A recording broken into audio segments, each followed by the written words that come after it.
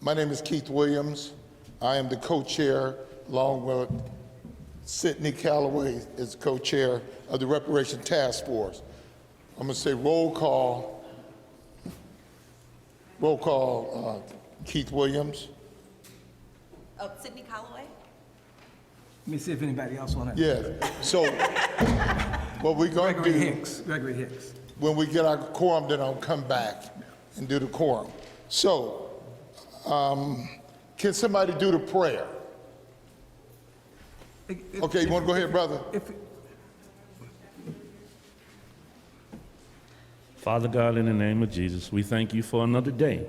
We thank you for waking us up this morning and starting us on our way. Lord, we ask you to bless this meeting in the name of Jesus. And everybody come together on one accord. And everybody say, amen. Amen. So now, I want to wish everybody a happy New Year's. Okay, and I want to bring up Gregory Hicks. He's going to introduce our speaker for today. I think you can do it. If we could ask, I'd like to ask for a little change in the order. Number one, these presentations are directed generally to the public and also to educate us as members of the panel. So if we can go down to the bottom of the agenda, handle the announcements and things like that in the interest of time. And hopefully, number one, a couple more of the task force members will be present and more members of the general public may be coming in by that time. But we got to have an agenda, a quorum to do that, don't we? No, we're just simply making the announcements. You got a section toward the bottom, for example. There are a number of things that we could take.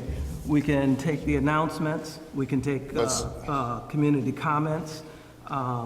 The only thing that we could not take in the absence of a quorum would be things that we're voting on, action items in which we're voting on. And as I see it in here, there's no particular, and I could be wrong by reading this, but I don't see any action items on the agenda. But we do have to approve the agenda. We have to approve the agenda. So, Well, I just, again, Keith, we can. I do believe that again, the purpose of a lot of these public sessions. so the issue is the speaker here? Yes, the speakers are here, So- but I'm sure that the speakers want to. Fine. I'd rather go, so I want to go to the speaker, scheduled for 2:05, and the floor is yours. Yeah. Well, let me just start off then by saying, on the part of the Community Engagement Committee, which is the committee of the organization that invited the speakers and has been told thus far to program the meetings, our public meetings. What we're trying to do is, first of all, engage people in a process so that we can kind of build the information around the need even for reparations. Just because some of us may intuitively feel that reparations are needed or justified and so forth, that may not be the common belief by everyone. So the first, we're committed to doing a couple of things. One is we're very concerned about the meetings, and so we have committed to, number one, program the meetings sufficiently in time so that we can announce at every meeting at least what the next meeting will be, speaker and the locations of the meeting, so that everyone will have a sense a month in advance to kind of organize their schedule and make their decision on whether or not they want to attend. I do want to point out Paris Blessman, who is in the audience. She has been working with us. She's back here. She's next to Honorable Council President Mary Sheffield, who's also with us today. But she has been working with us, and what we're trying to do is secure locations so that the first of every month we'll be able to have these meetings and to do them with some regularity. Okay. So, And next month, we are here, so we should point that out. Next month, we'll have Dr. Bernadette Eccinetti with us. She is the black female researcher who basically has done the research on the over evaluation of property taxes in the city of Detroit. And she has a very impressive presentation that she makes in these situations. All of that, again, as a basis to give us a sense of the need for the kind of, to demonstrate the harm and the need for us to have some type of reparative activity in our public policy. The second, in terms of the day, however, I do want to point out the reason why the step toward the genealogical community is important to us is that we're going to be asking people to look back in your own family histories. Determine what in your family histories have occurred to you so that you can bring them forward. If you're able to do that, that will really enhance, I think, our work. But in order to do that, sometimes we need to give tools, have people understand what sources may exist, what things are available for them to even do that, to have the kind of internal dialogue inside of our family. So today is really the kickoff of that kind of tool building activity as well.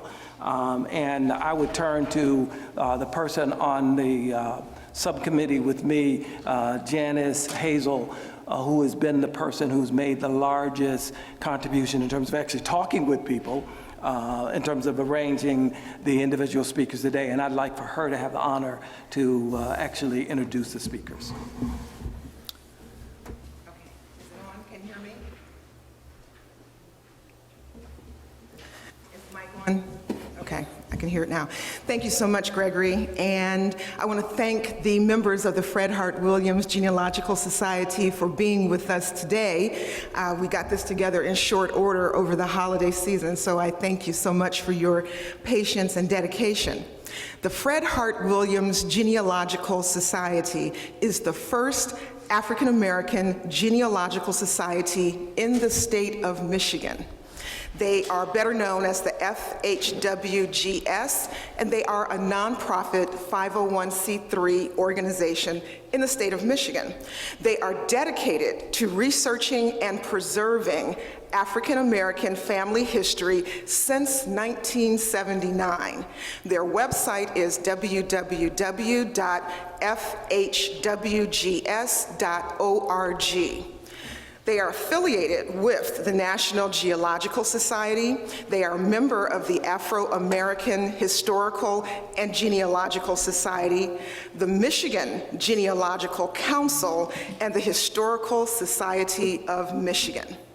So first, I'd like to bring up Omir Jean Winborn. She is the president of the Fred Hart Williams Genealogical Society. She is a retired educator from Lincoln High School in Ypsilanti, Michigan. She and Cheryl traveled from Ypsilanti to be with us here today. She's a graduate from Eastern Michigan University with a Bachelor of Science degree in education, and she earned her master's degree in social work from the University of Michigan. Go Blue. Omir has been a family history researcher for over 30 years and now serves as the president of the Fred Hart Williams Genealogical Society. Her other activities include board member of the Washtenaw Genealogical Society, founder and co-chair of the Washtenaw African American Genealogical Society. She's a trustee for the Ypsilanti District Library Board. She's a trainer at Washtenaw Community College, Introduction to Genealogy and Beginning African American Genealogy. And she's featured in the February 2020 issue of Current Magazine, which is a public broadcasting magazine.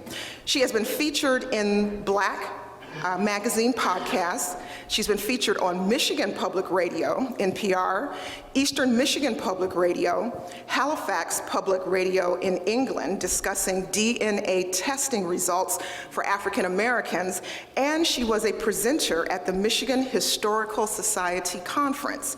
She was also featured on Lifelong Search for African Ancestry Revealed for One Metro Detroit Women, featured on Channel 7 and featured on Channel 56, Detroit Public Television's Finding Your Roots, Family Sagas of Pride and Perseverance in March 22nd, 2023. Such an impressive resume. She's a trained genealogist, and she's going to walk us through the beginnings of tracing your family history, resources, and tools. Thank you, Omir. Oh my goodness. Ooh. Let's see if I can. Thank you so much for inviting us. Thank you for that wonderful introduction. And see if I can work this clicker here. Okay.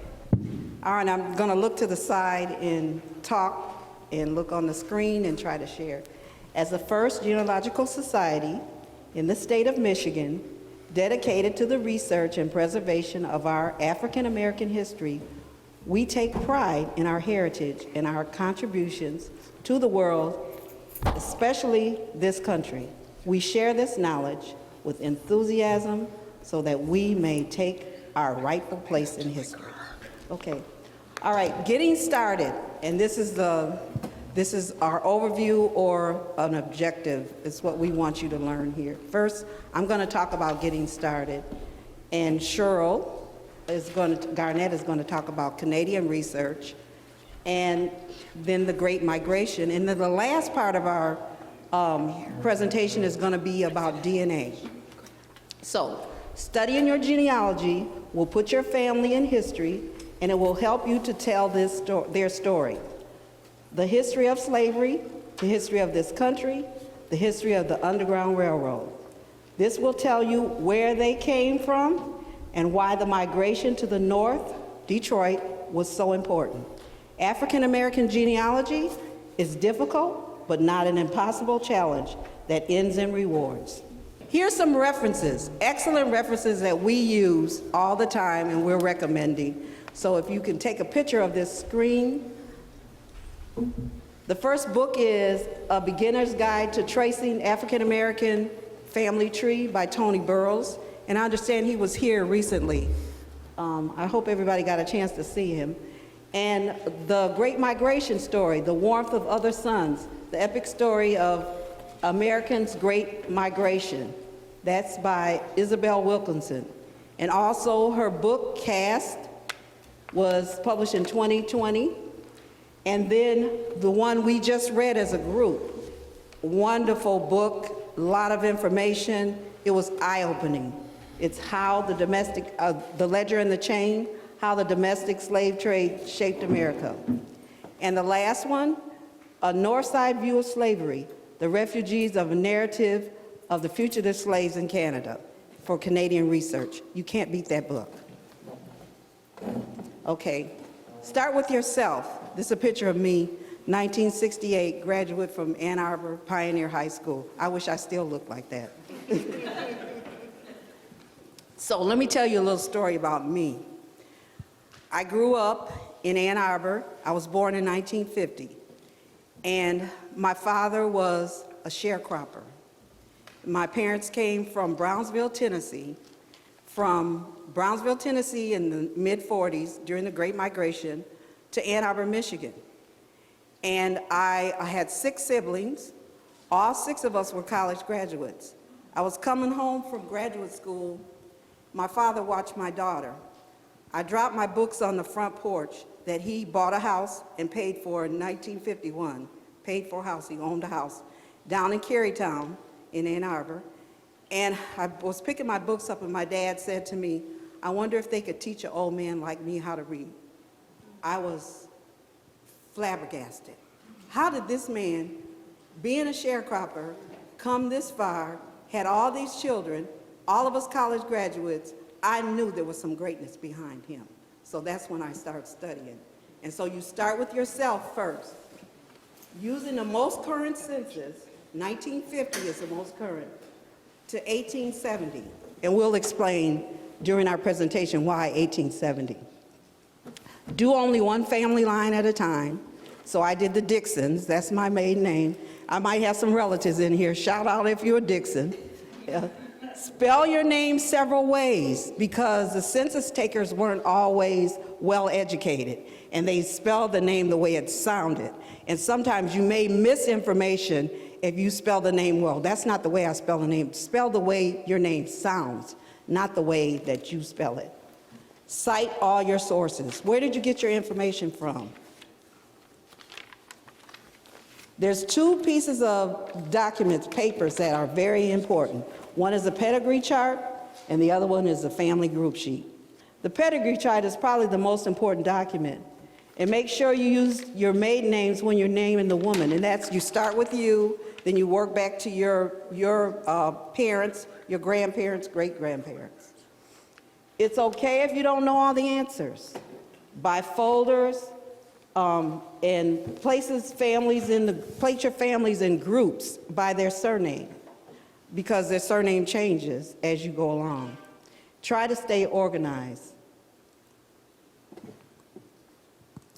The next one is a family group sheet. So for every family group, you should have, for every generation, you should have a family group sheet. That is my immediate family, and then my grandparents and great-grandparents. Okay, anytime during this presentation, if you want to ask questions, it's okay. Okay, he said questions afterwards, okay? Remember what it is you wanted to ask. Each generation should have a family group sheet. Okay, the most important part of African American genealogy, I can't say this enough, is your oral history. Tell your own story. Prove your story wrong.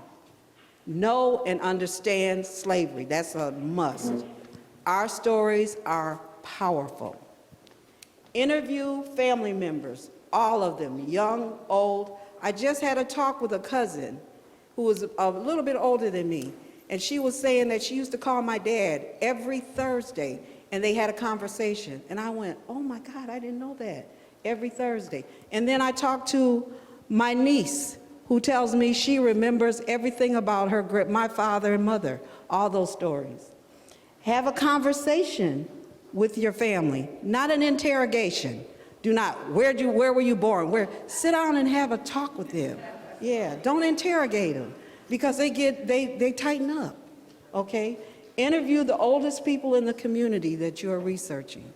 I found out some valuable information from some older lady that was in the community. I befriended this older lady, and she told me something very interesting about the county where I live. And one main thing, share. Do not go to your deathbed with those stories. Share, and that's what I'm working on right now, is sharing my story. Collect your old photographs. That's my grandfather there. And if you look at the photograph, you could tell it was probably about 1920 when he did that. Look at vital records, birth, death, marriage. And for a lot of black people, they had delayed birth certificates. That was, they had to go, my sister she was one that had one. She was born in the South. And when she came north, my parents had to take her to the courthouse, and they did an affidavit on her. So she has a delayed birth record. So look for those. And also, a lot of people that got married in Michigan, their marriage license is in Ohio, Toledo. My parents got married in Toledo. Join an organization like Fred Hart Williams. Study the history of the town, the county, the state, and the government. Sometimes the state lines change, and you have to go with wherever that was at that particular time. Share your story. Again, I can't emphasize that enough. Here's some very wonderful places to go. The Ypsilanti District Library, which I'm a trustee, but they have all the Ypsilanti newspapers. And you say, what does the Ypsilanti have to do with Detroit? It has a lot to do with Detroit because it was very connected to the Underground Railroad.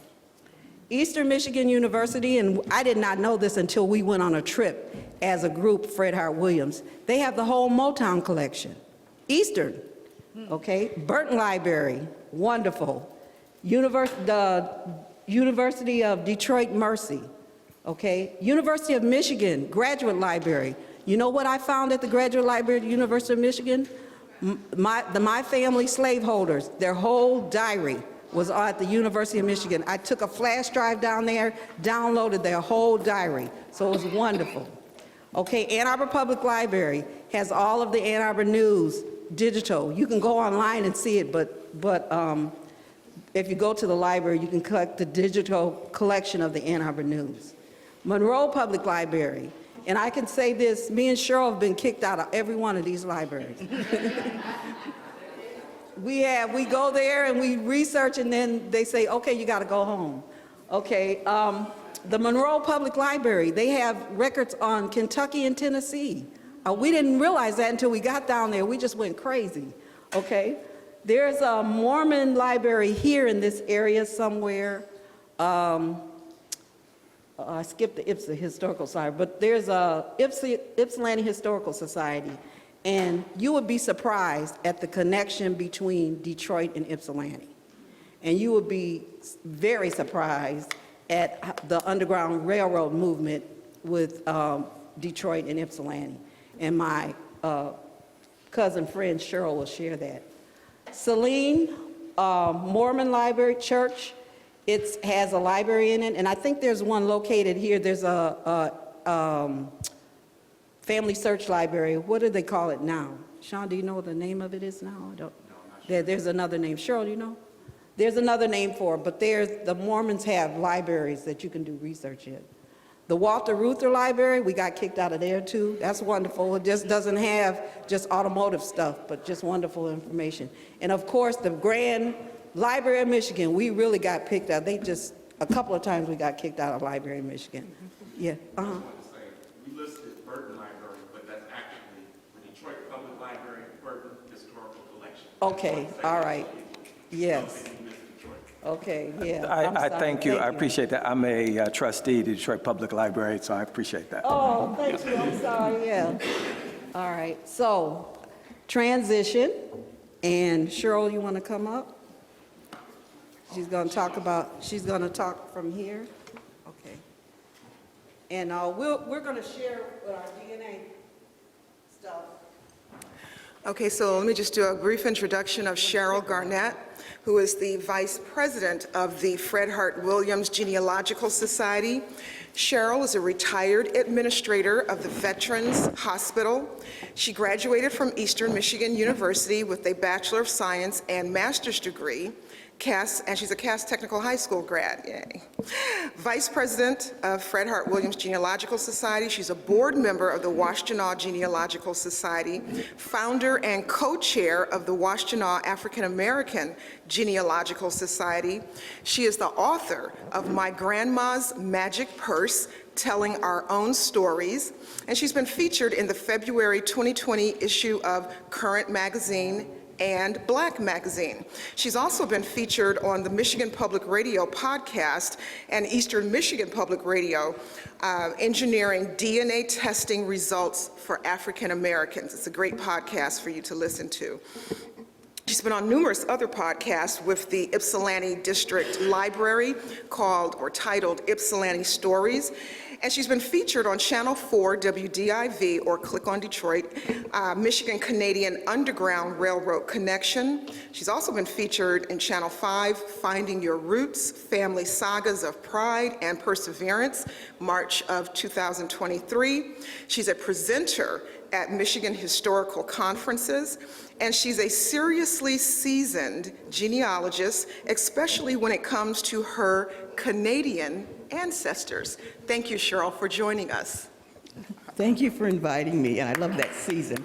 The seasoning is why I'm sitting down. You might ask the question, why search for your ancestors in Canada? My family history is that my family, prior to the creation of the Underground Railroad and through the Underground Railroad, were in Canada. My mother's father and her mother were both Canadians, or have Canadian histories. But Canadian history may be the key to tracking and finding your ancestors that you're unable to find prior to the creation of the Underground Railroad. A lot of folks, as you start doing your research, you run into that brick wall, that 1870 brick wall. 1870 is actually the first census where African Americans are listed by name. Prior to that, the 1860 census and the 1850 census only have Africans listed as black and then tick marks. So you might know it was a male, he was 50, it was a female, she was 4 or 5. I'm looking at me. But it doesn't tell you who this person was. It tells you who the slave owner was, but you aren't able to distinguish your family. Some people are able to, through research and making connections and figuring out names and dates and looking at that demographic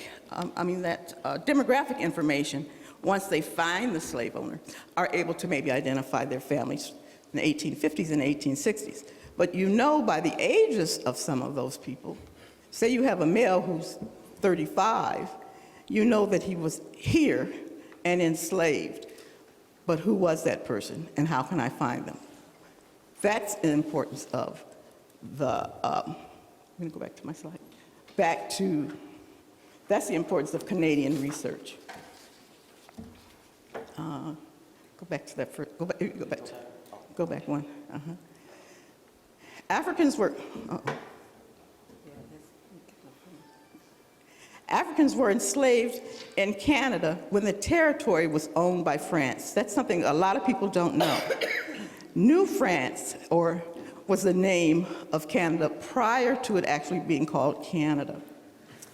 Freedom seekers who fought on the side of the British during the Revolutionary War were expelled to Canada. People don't know that. That was this is an outline really of my presentation. People don't know that. So if you're looking for some of your ancestors and you can't find them during the time of the Revolutionary War, which was the 1700s, they were in Canada.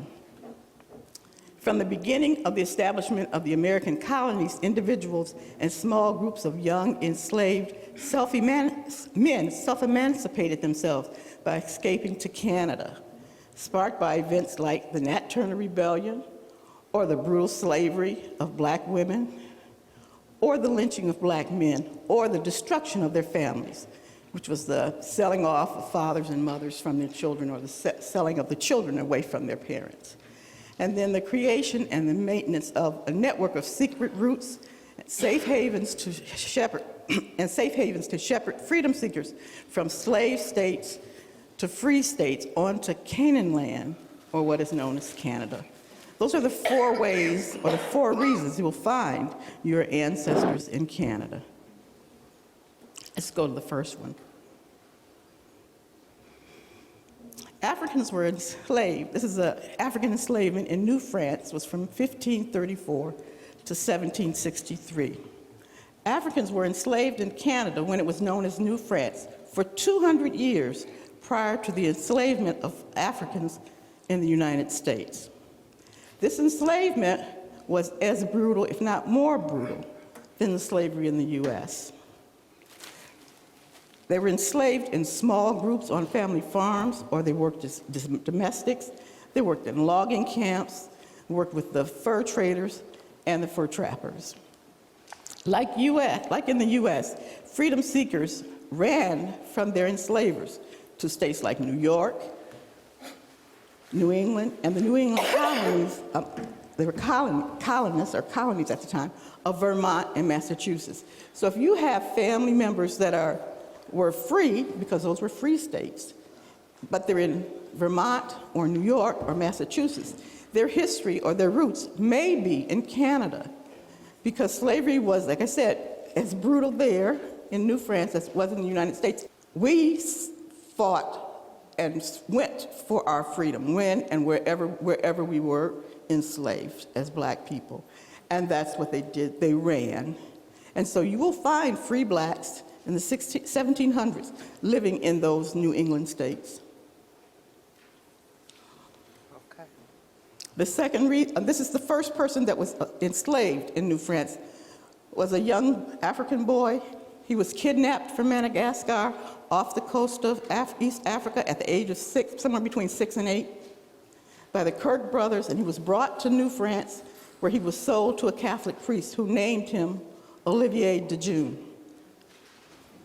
That's the first African enslaved in New England, or in North America.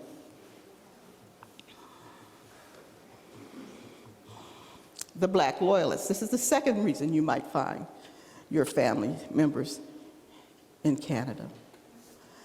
After the Revolutionary War, blacks who worked on the side or along with the British were expelled from the U.S. along with the British. The British had to leave, they lost the war, and the blacks who helped them were expelled. By the Treaty of Paris, and under the direction of George Washington, Black loyalists were forced to leave the United States in 1783. The first Black loyalist community in Canada was established in 1783 in Nova Scotia.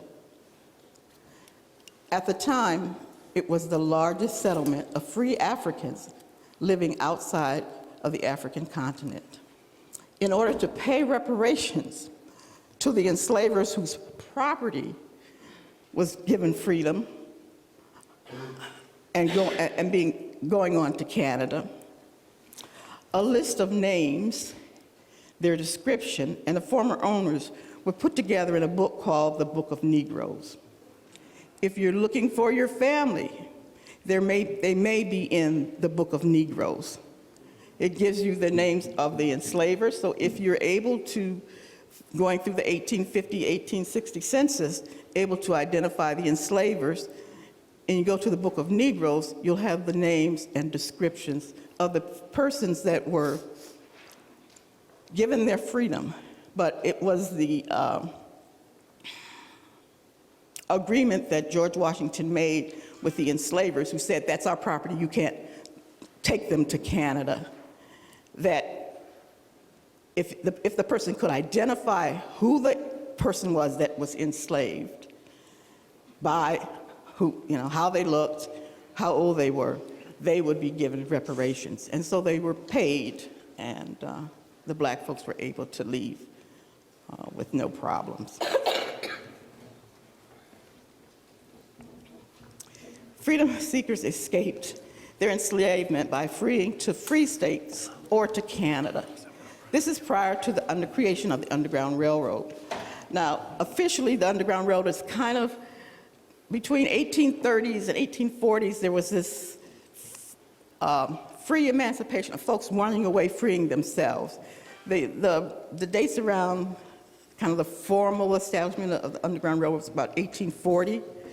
But prior to that, blacks moved from the orange states, which are the southern enslavement states or slave states, to the northern states, the golden states, that were the free states. Some folks, after the 1850 Fugitive Slave Acts, left the free states and went on to Canada. I have an ancestor who, I'll go next slide, in 1831 ran on the Underground Railroad ran through what was to become the Underground Railroad on to Canada. He ran away in 1831, he's in Canada in 1831, which is the time of the Nat Turner Rebellion or revolt in Virginia. In Virginia, after the Nat Turner revolt, whites began to track down young African American men, fearing that they were either part of the revolt they were, or in revenge because of the revolt, because if you know the history, 57 white people, families, were killed. And so to prevent that from happening, even though they were killing their own property or destroying their own property, they went after young black men. And so young black men between the ages of 15 and 20 ran together in small groups north. And like I said, my ancestor was in Canada in 1831.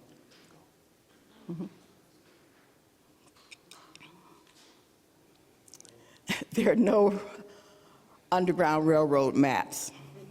This is a map that shows you the direction, okay, because there weren't really roads or escape routes. Each one is individualized by the person that actually ran. But these are the directions in which people ran. You can't say, okay, my ancestor must have made this straight, followed this straight line, because depending on the circumstances, who was chasing them, where they were being chased, whether they were in a forest, were they near water in these states, they moved in the direction from these states to Canada. And these are the routes that are most recognized as being the escape routes that people took to Canada.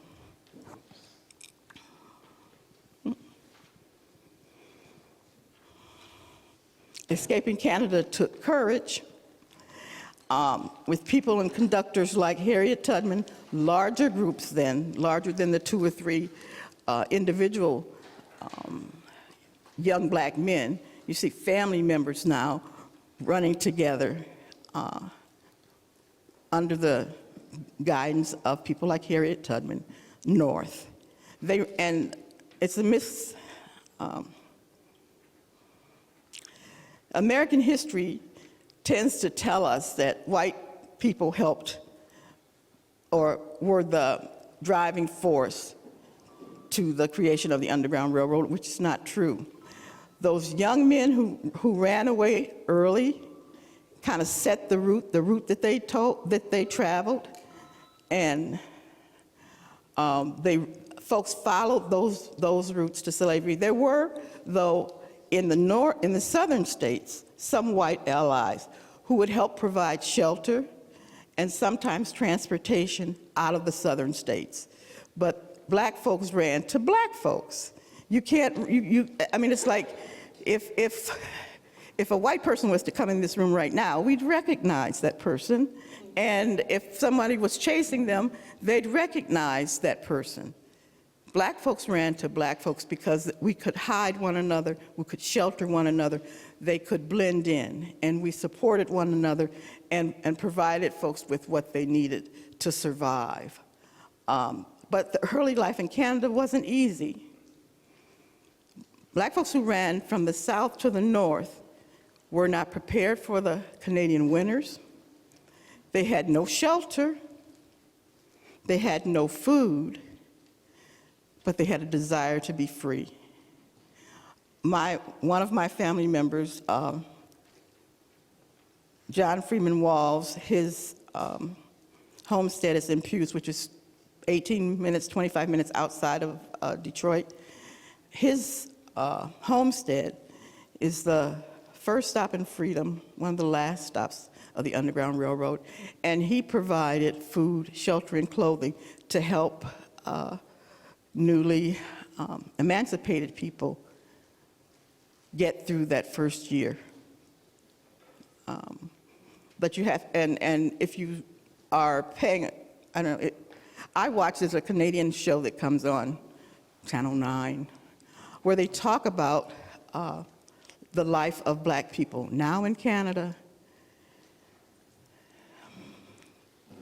Canadians don't necessarily know about their history or necessarily their connection to African American history here in this country, because it isn't taught there either. But the majority of black people believe that their ancestors were enslaved in southern US states after the Civil War. until after the Civil War. They believe that, but when the Civil War started, Frederick Douglass came to Canada to recruit black men to come back to America to join the fight to free their brothers. I have an ancestor who was living in Canada, but in 1860 came back to the United States to fight in the Civil War. And he fought in the Civil War and then wound up living in Ann Arbor, Saline, and Ypsilanti. Hundreds of men did return to the United States to free their family members that they had left behind. They may have left, but they didn't leave their memories of who they were enslaved by or where their family members were. And so a lot of them came back. Some of them searched for their family members, found them, or started new families. But you can find them in Canada because they're listed in the Book of Negroes. There's the first Canadian census was actually taken in 1851, and it includes Nova Scotia, which is where the black settlers were actually sent, and the majority of the black loyalists are in the Nova Scotia census records. They're land records that list the names of loyalists. Loyalists were given land in Canada, so if you find the land records, you can find the list of names of loyalists and the land that they were given. And finally, the Civil War pension records will record the birth and history of the men who fought in the Civil War. And Jean and I went to Washington, D.C. to find the record of my ancestor who fought in the Civil War, only to find out that he was he was in a cemetery around the corner from Jean, where Jean lived. But his birth records are there and a little bit of his family history. Okay, thank you so much, Cheryl. And we're going to move now. Thank you. Riveting. Riveting is why we need to also research our Canadian history. Now we have Sean Thomas, who is a lifelong Detroiter. His mother moved to Detroit from Newton County, Mississippi in the 1950s. The African Americans who moved up north from Newton County, Mississippi began an annual reunion picnic in the early 1970s. Going to these picnics each year, held in Michigan, Illinois, Indiana, and Newton County, Mississippi, in different years, started Sean's interest in genealogy. Sean's family has participated in the annual Newton County, Mississippi reunion picnic for over 50 years. Excuse me. He joined the Fred Hart Williams Genealogical Society in 2010, and he has researched his family history back to the 1800s in Mississippi. Sean Thomas is the president of the he's a former president of the Fred Hart Williams Genealogical Society from 2017 until 2023. He currently serves as vice president of the Michigan Genealogical Council. He is also a member of the Detroit Society for Genealogical Research and the Newton County, Mississippi Historical and Genealogical Society. Sean holds a Bachelor of Science degree in psychology from Wayne State University. He is retired from the state of Michigan, where he served in several positions in the Unemployment Insurance Agency, retiring as agency director. He's somebody folks might need to know. He volunteers with the Detroit branch NAACP and Fellowship Chapel, UCC, and the Kids Kicking Cancer. Thank you, Sean, for coming and sharing your knowledge with us. Thank you. And I'm going to talk about the Great Migration, but there's a lot of seniors here, including me. So some of us have experienced it either personally or through our parents. So I'm going to kind of move a little fast so we can get through this part of the presentation. But between 1916 and 1970, over 6 million African Americans left the rural South to relocate to the North for greater prosperity and what's known as the Great Migration. And whoa, too fast. There we go. And these are, as the historical movement of African Americans from the North to the South took place, this is what happened during 1900 to 1929. And if you look through the center, you'll see that Mississippi, Alabama, and Tennessee, those folks mostly either went to Chicago, Detroit, Cleveland, Pittsburgh. So there's like three different routes that people took. And of course, first that was the train routes, then later the interstates and the buses and personal vehicles. Reasons for leaving the South. I have plenty of stories from my family about reasons to leave in Mississippi, and there's probably plenty of stories in your families as well. Jim Crow laws, everybody knows about those. Terrorism, over 4,000 documented lynchings in the South during that period of time. The Equal Justice Initiative is where they have a monument to those people who lost their lives in that terrorism. And I believe that's located in Birmingham, Alabama. No, I'm sorry, it's in Montgomery, Alabama. The boll weevil destroyed the cotton crops, and the Mississippi River flood of 1927 devastated agriculture in Mississippi and the surrounding areas of the Mississippi River. Coming to Detroit, the main reason people stay is $5 a day by the Ford Motor Company.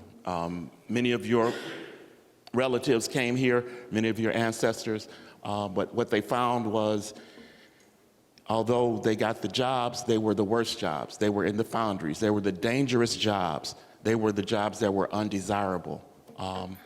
And also housing. Once all of these people got here, we know about Black Bottom, and that's where a lot of people were stuck until they were able to move out of that area. When we say stuck, we made the best of it. I have beautiful stories of my family telling me about what happened in she lived on Orchestra Place. So that was right where all of the happenings were, near where all the clubs and everything. So there's plenty of pictures of fun happenings. But they came here to get $5 a day and the other jobs. Another reason, I was talking to a relative, and they told me that Mississippi paid them to come and get their graduate degree. I had never heard that before, so I did some research, and there is what is called now segregation scholarships. Southern states, they rather than put graduate studies in their segregated black colleges, they would subsidize you to go somewhere else to get your graduate degrees. So there's not a lot documented, but there is a PBS series that focuses on the graduates that return to the South. And that series is called Segregation Scholarships, PBS. It is a mini series that's online. So if you look for Segregation Scholarships, that'll give you some information about that. Many of your relatives, or maybe you, had a scholarship to come up north to get your graduate degrees. And how do you get some of this information documented? The Burton Collection at the Detroit Public Library has an extensive record of early Detroit information. The Michigan Chronicle was a paper that only talked about the black community back then. So everything in there was about that period. If you go online with the Library of Michigan and get your Michigan card, 1939 to 2001 are available online of the Michigan Chronicle. So we're going to talk about DNA now. So come on. All right, so you heard me say that my father was a sharecropper, and he came from Tennessee to Ann Arbor, and quickly, just after 40 years of a friendship with Cheryl, and going to Canada with her for 20 of those 40 years, we found out we were cousins. So how this connection came about was a DNA connection.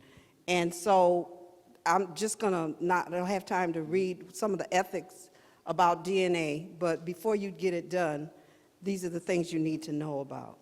Okay, the next one.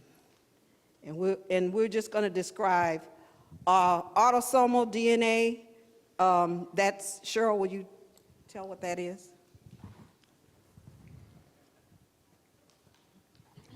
Autosomal DNA will connect you to your cousins.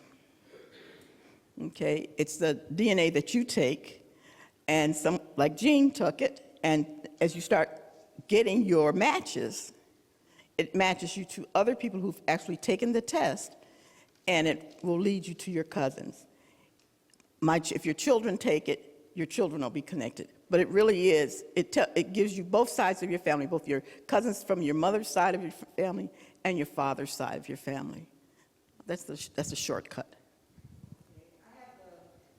Then mitochondrial DNA, I just had that taken. That's the mother line, all the way down, mother to mother to mother to mother. And I am a descendant of Eve. I'm the first black woman on this earth. And Sean, tell the Y and Sean can also take the mitochondria. Yes, because men have both the Y and the X. You can go down your mother's line or your father's line. So I did both with African ancestry. And what they do, they go back 5,000 years and tell you where those people came from. So I have information on both sides of my family that way. And the last one, African ancestry. Sean. Oh, yes. And they will give you a readout of where those people came from. And I have people from Guinea-Bissau in Africa on my father's side. And thank you so much for having us. I have just, and this is tricky. This was the last slide anyway. Yep. Yeah. Thank you. Thank you. Before you step down, before you leave the microphone, Omir, would you let the audience know when and where your meetings are held, dates, times, and locations, which I believe they're on Zoom. And also the Fred Hart Williams Historical Society has published a book. Where and how is that available? And do you have any with you here? I'm Sean, I'm not sure if you brought any with you. Okay, so the website and how you can do that. Yeah, we're meeting on Zoom the first Saturday. I'm sorry. We're meeting on Zoom the first Saturday of every month from 10:30 to 12:30. And you can go online and join Fred Hart Williams Genealogical Society website. And you can also go online and purchase a book. We purchased a book where we wrote, individuals in the Fred Hart Williams wrote stories, their family stories. And Mr. Chairman, we have 6 minutes left of this presentation, which was to go until 3 o'clock, including the questions and answers. So we have actually 6 minutes left. If anyone has any questions. Let me do this. Excuse me, I'm speaking. If we have any questions, I would say that we do that because this was from 2:05 until 3 p.m. It's 2:56. Let's do a roll call. We need to do our roll call first and then come back to the presentation. I'm gonna give you 6 minutes. Roll call. Before I do this, I want to acknowledge President Mary Sheffield.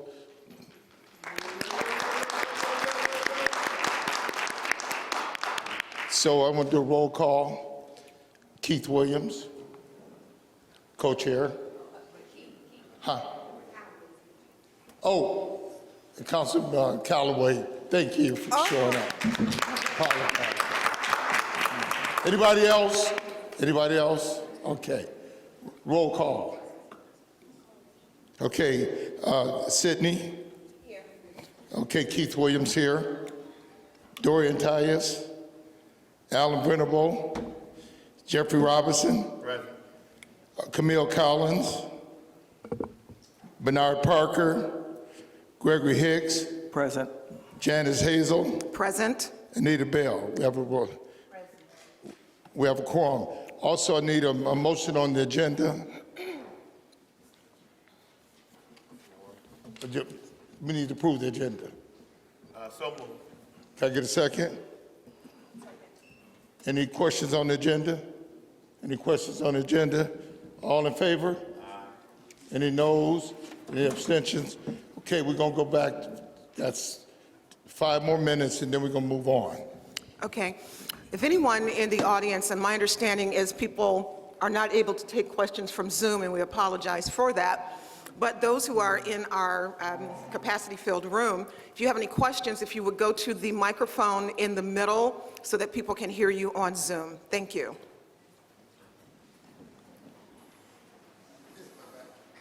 Are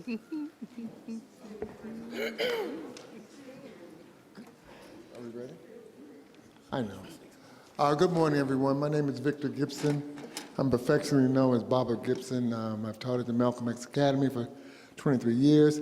My question is to the sister in the Canadian part. I once took a group of my second graders to Amherstburg, the museum, and they really enjoyed it. But what my students found out that the racism was still around that area. So I just want to know, is it still operating? Is it still functioning? Yes, it is. It's still functioning. And yeah, there's still racism in Canada. Yeah, unfortunately. Hello, and I loved your presentation. I've been a member off and on for many years. But my question is dealing with the DNA test, because I have had a DNA test, a couple of them, and you need to tell people DNA tests are not for the weak, because you might find out some information you didn't expect to find. Yes. Yeah, I'll tell you about it. But anyhow, my question is dealing with the specific DNA, the African one and the one dealing with the X and the Y chromosomes. Because let's face it, at least most of the people in here know that most of their female ancestors are the ones who came from Africa. So how specific is it? Because, you know, would I need to take both, or? They give you different information. All of them will give you different information. The ancestry will give you your autosomal, which will give you who your cousins are. And until a couple of years ago, before they cut off, the centimorgans are the amount, gives you the amount of DNA connection you have to any one person. Okay, so if a mother and her children, they share 50%. So, and as you go down the generations, or my cousins, first cousins, around 900 centimorgans. My children have taken it, they're around 3,000. So if your mother, from my DNA, my children and I share about 3,000 centimorgans. My first cousin, it's a little less, because it's my father's brother, but because that's my father's brother's son, we share 900 centimorgans. The further down you go, you're still connected to that person, but it's the distance of the connection. Well, Ancestry has cut off, prior to 2001, 2000, you could get your centimorgans down to your 6th centimorgan. Those are distant cousins. But what happened is that you could actually find people related to the slave owner. So you could find your enslaver, because it would be one step from that person. Well, Ancestry cut off, and now it starts at 7 and 8 centimorgans. So it cuts you off from those distant cousins. But one thing about black folks is that because we've been in this country so long, we have those small centimorgans. Now, people who present, I'm trying to be appropriate here, will say, well, you look at 20 centimorgans. Well, that's second cousin, third cousin.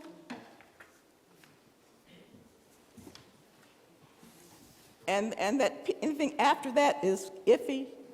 Well, I have direct family members who are 7 and 8 centimorgans.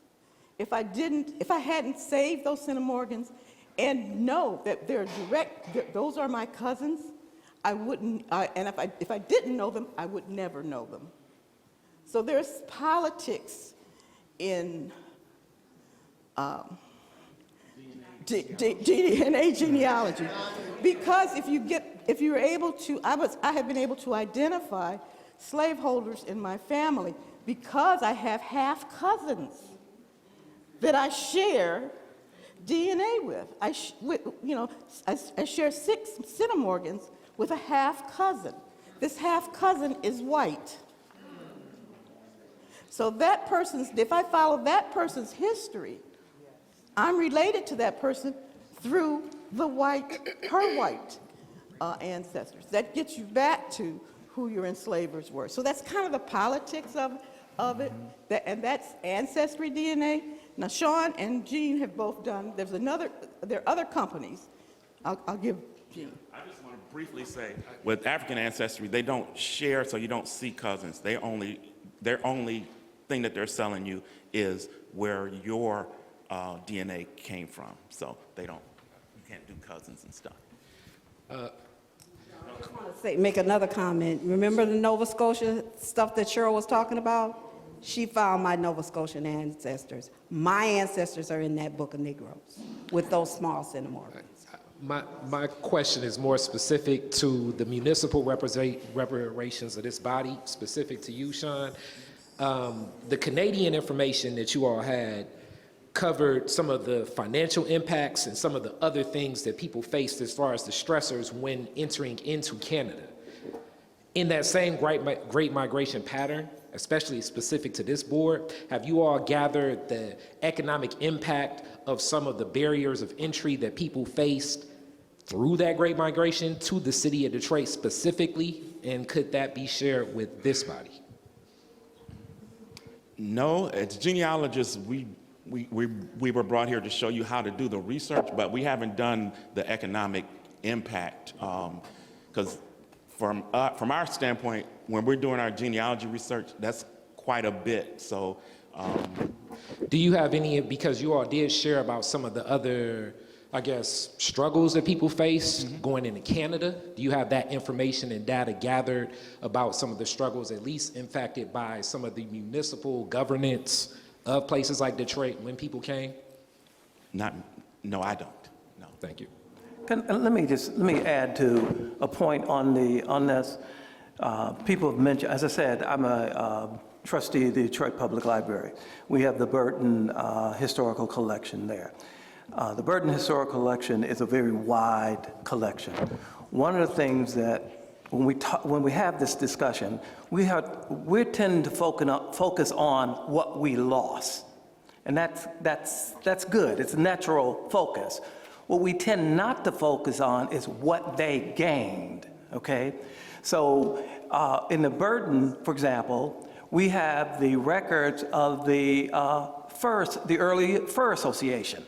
And if you look at, in terms of our history, you can marry, if you will, the profits, and in some cases, in the logs and the minutes of that kind of material, it actually handles us as property, you know? And so at some point, when you ultimately get to the question of not only what the harm, but what is recoverable, who is covered in those situations and so forth, that's where you have these corollary kind of things and the need for the greater research, okay?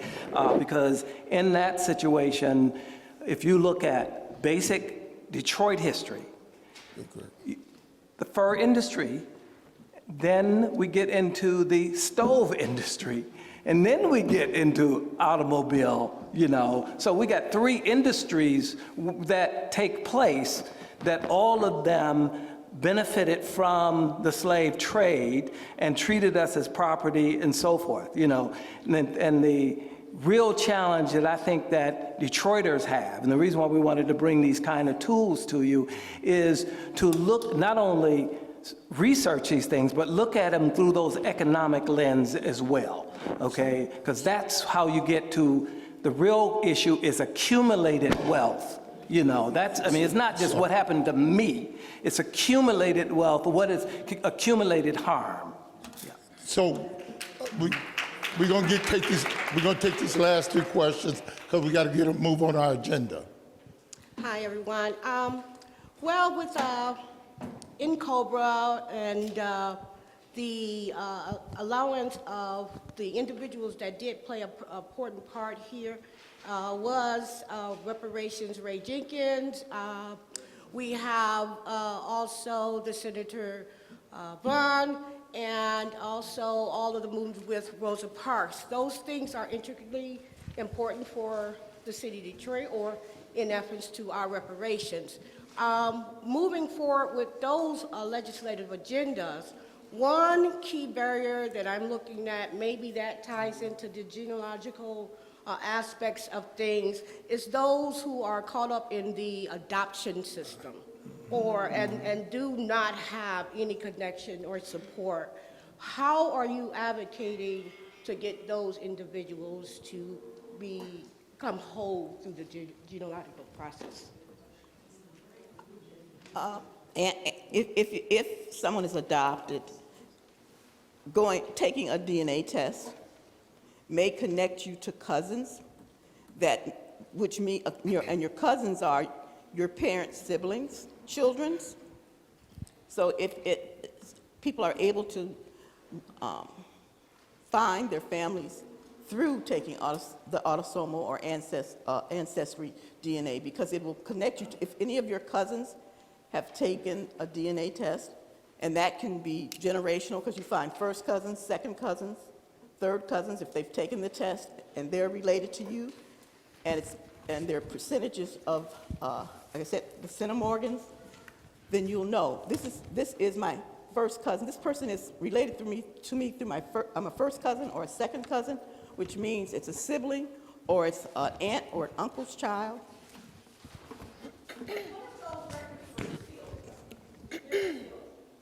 The records may be sealed, but if the individuals have taken the test, you're able to contact them and say, my name is Mary Jones.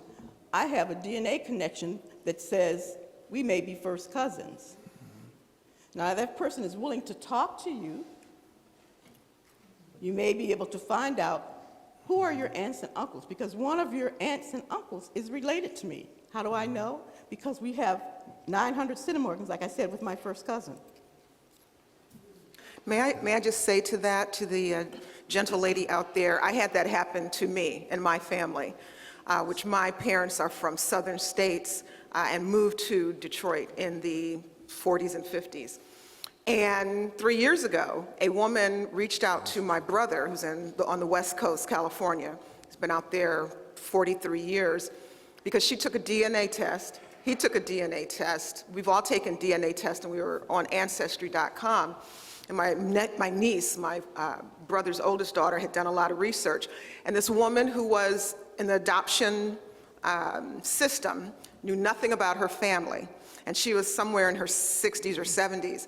And so we talked about it, and we said, okay, let's release the information, let's talk to her. And we were able to help her find that she was related to us, so she was then able to find her roots off of our branch of our tree, which we had gone all the way back to 1817. And so it does happen, and we had it happen to us because we did take those DNA tests that are in the repository of Ancestry.com, and someone out of the blue said, can you help me? I don't know anything about my family, but we are related some kind of way. So, folks, Good afternoon, I'm Michelle got, Broughton. I also am the constituent services for Councilmember at Large Mary Waters. My question is, I knew my great-grandmother and my great-great-grandmother, parents, both. They told us the story. I know who the slaveholder was. That side of the family still owns the land that they came from and were slaves on. Now the question is, I have grandchildren and my younger cousins. They're not sitting to listen to the stories because of technology. So is there a way, since they're only tech babies and they only want to look and watch the techno stuff, how do we engage the young people to care about their history and where they came from? That's my question. That's the eternal question for us a seasoned genealogist, getting the young people involved. One of the things I did for my granddaughter, my great-grandmother had a purse that when she died, it went to my grandmother. My mother gave it to me. I took the purse, put it in a shadow box, put everything out of it, and listed what I knew about my great-grandmother. Her glasses were there. Her crochet needle was there. Her last doily she was wearing. And so I wrote all this stuff down. What I did, though, I hung the purse on my wall. And my granddaughter asked me, what was that? And that gave me an opportunity to tell her, oh, that's my great-grandmother's purse. I said, she used to give us half a piece of gum because we were kids. You know, they never gave us a whole stick of gum ever. And there was a half a stick of gum in there. You know, she had saved her daughter's hairpins, my great-aunt Pearl. I said, and those are my great-aunt Pearls. That's your grandmother. It's the retelling of the stories and being able to connect them and make them come to life. Jean, seeing the picture on the wall and the stuff I'd written out for my granddaughter, said, hey, that's a children's book. And so I wrote it as a children's book, and I've given that to my children. What it is my story of my relationship with my great-grandmother. I mean, it's that kind of way that you need to connect. It's connecting them to the stories, because they'll get interested in the stories. This is the last question. Yes, it's just really a question about I was born in Canada. So in Chatham, they have a African American Museum at the Rec Center. So my mother passed several years ago, but she had a collection of pictures of her friends from years and years and years ago. Last year, I had a fire at my storage because I had this stuff at the storage. Lost all of those pictures and some of her things. But the Lord was so good because I have a lot of marriage license, properties, you know, the sell down of the properties and stuff down there. Would you advise that possibly they might have something if I go back up into Chatham? Because I was supposed to take those pictures for them to put in microfiche, but then the pandemic happened. So, you know, they kind of lost them. But what DNA tests would you possibly advise as a good DNA test? Is it just like... I'd say start with Ancestry. Oh, Ancestry.com. I'd say start there before you start looking for your maternal line and your fraternal lines. Because that'll give you a connection to, I've got like I don't know how many thousands of cousins, but lots of cousins. Okay. I tried starting on there, but that's a whole long. Yep. But good then, that's the best. Yep. And your father's side. Oh, okay. Both cousins on both sides. Thank you so much. Very good. And I don't know if you've been up to Amherstburg or go online. They have stories of the families, the original families in Amherstburg. And I think in Buxton too. Yep, Buxton. Yep. Yep. My family's from Buxton. Okay, thank you so much. Yep. Okay. Thank you, folks. We're on number 3. Executive Committee reports and subcommittee referrals and other matters. First, I just want to say thank you for your patience with the task force. I'd like to commend the residents for making history with this ballot language. And folks, we're going to get this right. We just need you to work with us. Rome wasn't built in a day, but we're going to get the job done, and you're going to be pleased with the work we do. Okay? And I'm going to give you a brief report from 2 aspects. We've been working with University of Michigan, the Poverty Solutions, and they're dealing with the harm report. And if you wanted to do this reparations, you got to go through about the harm and the cause of the harm. And so University of Michigan is working with us. We done met with them twice, and they're going to give us a daily update, and we'll give the update to you folks when we can receive the information. Okay, now the second thing is we're doing an impact report, and we're working with Columbia University, Howard University, and the African Network out of Washington, D.C. They're going to do the impact report. The impact is the effect of the cause. And so in March, the week of March 10th, they're going to be here for a week. We're going to be going to different locations to do oral interviews. And if you want to be a part of that, get our number and we'll get you engaged in the process, because that's very important. Okay. Next item, committee reports. Any committee reports? I just really want to restate that, again, with the assistance with President Sheffield's office, we've been able to secure next month's location, which is here, and we have a speaker who I'd outlined earlier, Dr. Bernadette Echineti, and she is the person who has been responsible for the overassessment, researching the overassessment of property taxes here in the city of Detroit. She has a very detailed presentation which she makes that takes us back from, she styles it South Africa to Detroit. And it kind of gives a broad bridge, if you will, of this period of time. And what she's focusing in more than anything else is that this experience that we've encountered is not just simply people denying us individual privileges and rights in that regard, but that there are economic consequences. And those economic consequences are the things that, if proper research is given, like in the case of the overassessment of Detroit property taxes, that those are quantifiable things in which you can build as a policy correction as you move forward. So I really invite people to do that. Following that meeting, what we're looking to do is pull together any number of the other people who are doing some of the research on the ground in Detroit, because each one of them represent, I mean, the Black Bottom Archives and a number of others. These are people who are on the ground doing research and so forth, and they represent a different voice, if you will, in terms of the kind of general work that's being done. And so we're going to be trying to schedule those in these public meetings again. Again, we're committed to first Saturday of each month. And we will be putting out, you know what next month's will be here. And then from that point forward, we'll be announcing as we move forward the next dates. And I mean, the dates will stay the same, the day will stay the same, but we'll be announcing the locations and the speakers as well. Any other committee assignments? Board Member Jeffrey Robinson.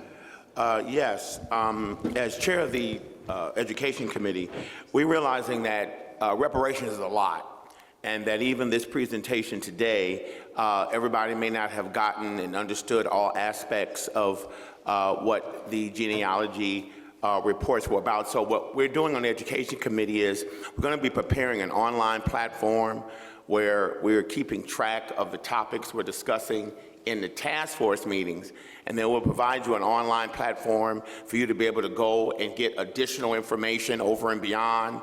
We're collecting the presentations from those that are presenting to us, and then we're going to, at our next meeting, begin to schedule regular meetings where, okay, you can come together and we can talk about it, and through that process add information, because I'm sure there's a lot of rich history in here that when put together, there may be some cousins sitting in here right now and you don't know it, but that's part of that griot technique of coming together and hearing the stories of the community. So please, we're going to work with Ms. Hale in getting the website for the task force together, but we're going to develop an online platform where you'll have an individual website to go to until we can connect the two together. Thank you.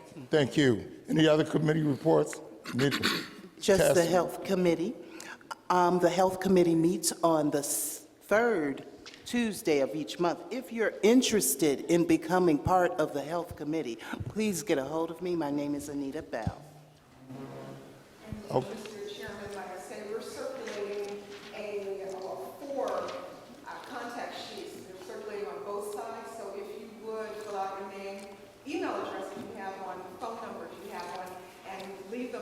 So that we can get you some of the information that we have discussed. Thank you.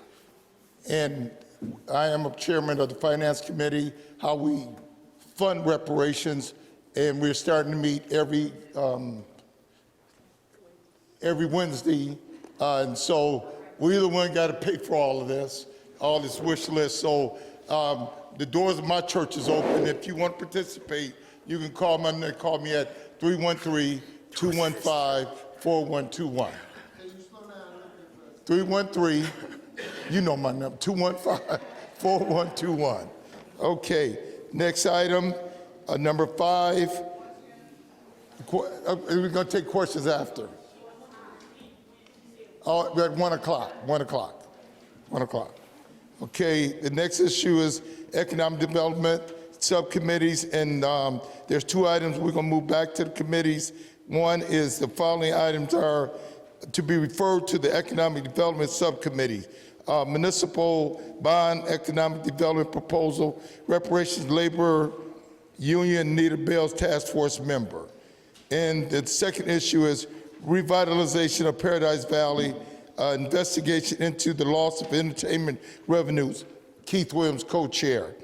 Okay, unfinished business. Have no unfinished business. We will move on to new business.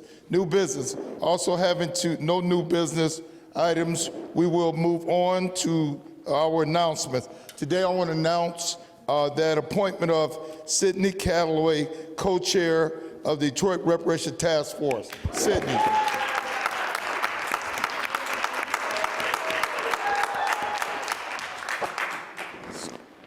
Bad sister there. Okay. Second, the appointment of Janet Hazel as treasurer for the Detroit Reparations Task Force.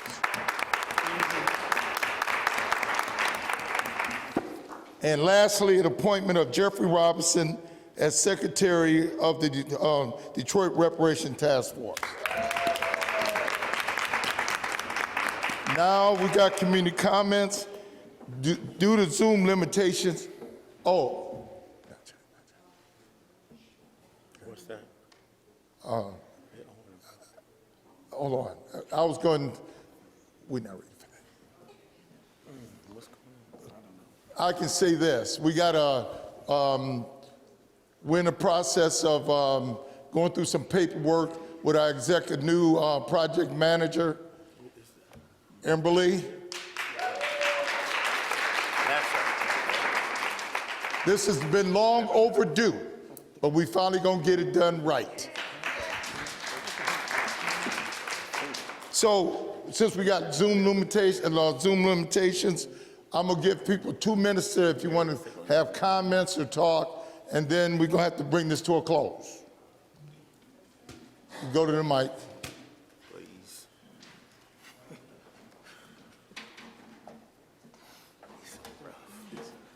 Happy New Year. Happy New Year. I just want you all to repeat the times and the location of the Finance Committee meeting, and maybe if other people didn't get the information on whatever committee they wanted to participate in, they can get it as well. But it was so fast, I know it was Wednesday at 1 p.m., et cetera, et cetera. 1 p.m. on Wednesdays. 1 p.m. Wednesdays. What's the name? Every Wednesday. Yeah, so our subcommittee meets on Wednesdays at 1 p.m. I don't know if we're going to be doing a public meeting, but that's something that we can consider. Yes. Okay, so then my next 30 seconds is, when can we attend a finance meeting where our input is considered? So if you can feel free to email us. Yes. I'm right. My apologies. Can everyone hear me? So if you want to send us an email with any of your... Is that better? Oh, wonderful. I can hear myself. So yeah, if you want to send us an email with any of your concerns, we can address them in-house during our subcommittees, and then when we do have answers for you, we'll make sure to reach back out and give you those answers, or at least address your concerns. Okay, but the meetings are, the public... They're subcommittees. Subcommittee meetings. Subcommittee meetings, they are, the public... They are not public. No, they're not public, no.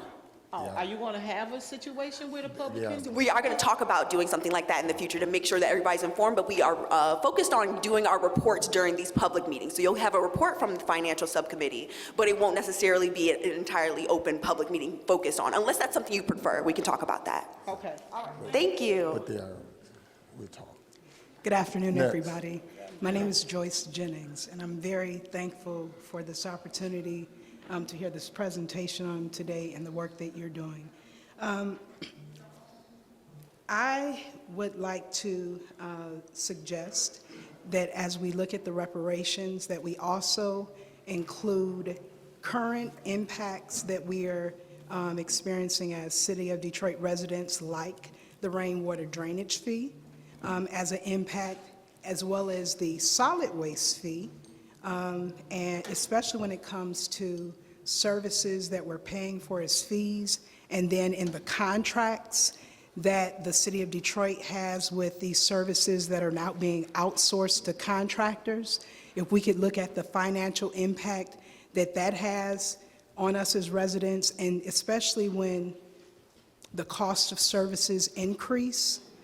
If we could also look at how the closing of schools has impacted us, and on our tax bills, we're still being charged for school taxes.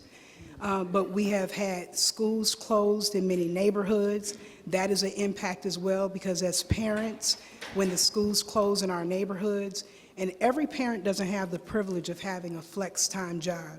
So when you do not have schools that are any longer in your neighborhood, you're still paying taxes, that's an impact. Transportation, driving out of your community. As I've been to the school board meetings, as well as the city council meetings, and they talk about not having enough city buses and students in the evening when they get out of classes, having to wait in some areas up to 3 hours to catch the bus.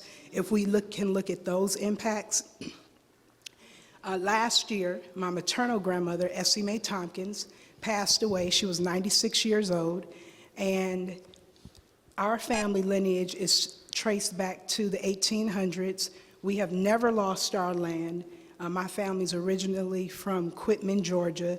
So as one of the representatives mentioned some of the losses, I also would like to celebrate as a people, because we haven't lost everything, that we also document some of the things that we have kept. And if you go online, my family's history is also in the African American Museum in Washington, D.C. Emmanuel and Amanda Spencer, you can trace our history back, and our bloodline does connect to various royal families throughout the world. So let's celebrate as well as identify what we have lost so that we can get reparations and even more, our air rights back. So Thank you. really quickly, Ms. Joyce, so I invite everybody to join us in March 10th when we talk to Columbia University, Howard University, and to the African American Redress Network, because they're coming into the city of Detroit to collect all of our stories. But I want to particularly reach out to you and tell you that I need you to email me. I need everybody to email me, reparationsdetroit2023@gmail.com. We need all of your information in writing so we can review it. Right, because we're taking down notes the best that we can right now, but to ensure that we are addressing all of your questions and concerns and taking down all of your ideas and recommendations and suggestions, please send it in writing. reparationsdetroit2023@gmail.com. We're going to need you March 10th. Columbia University is coming to collect all of our stories to ensure that it's documented from the mouth of the individuals and the residents in the city of Detroit. So we need you to talk directly to the historians, the archivists, everybody that's coming to collect this data, and remind them of those particular things that we want to look at the impact for. Thank you. So also, we're going to have the location. I don't know, we're going to have to post the locations. Will we post? Email me so Yes. I can make sure you get those locations in writing. Right. Thank you. Okay, next. Hey, my sister. Good afternoon. My name is Kimberly Canty, and my concern is that you're trying to sell bonds. That means we're going to pay for our own devastation. That doesn't make any sense. The other thing is we recently received new water meters. My bill, I got a bill last week. My water bill usage has increased by 5,000 gallons, so that's an issue. Nothing has changed. I've been in my home for 23 years. There's no more people. And so they're actually, that's the newest devastation is the new water meters that are increasing your water bills like 5 times what it should be. The other thing is the I-375. How are we gaining when you're going to hire white contractors and pay them millions of dollars, but you're not going to give the families who were devastated by the 375? One was my family. So how are we benefiting from that? I don't understand why they're getting applause when we're not getting anything.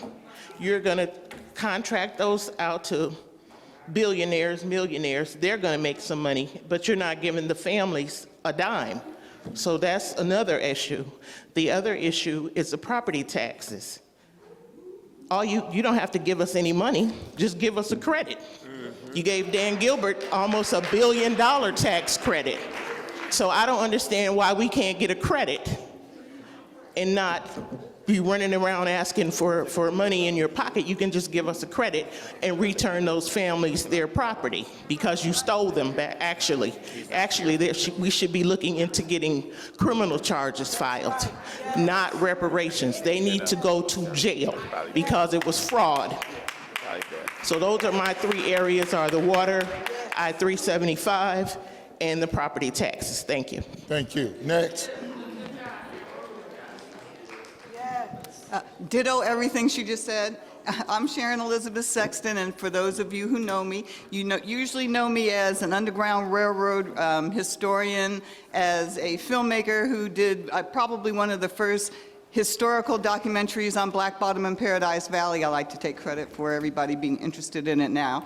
But anyhow, I'd like to introduce you to my first book, and it's dealing with Martin Luther King when he came to Detroit in 1963. My dad tricked me into going. I was 8 years old. It's a 5-year history book dealing with Detroit history from 1963 until 1968. 28 pages, only takes a half an hour to read. So I'd like to invite you all to the first book readings at Detroit Public Library next Saturday, and at the Detroit Historical Museum on Monday. I only have one more of these, so if you'd like to make a copy of it, I have one so you can make a picture of it. Thank you very much, and I hope to see everybody there.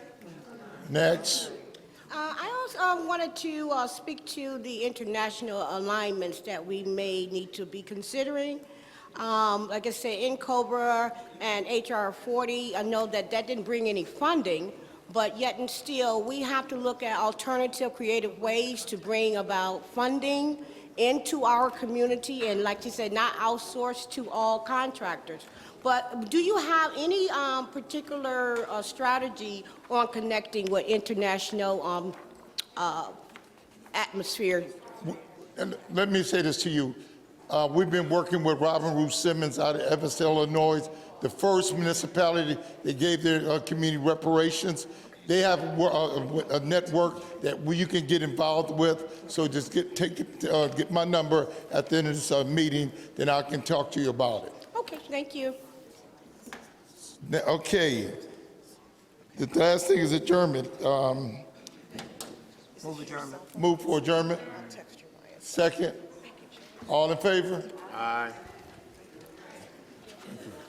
Thanks, everyone. Early, aren't we?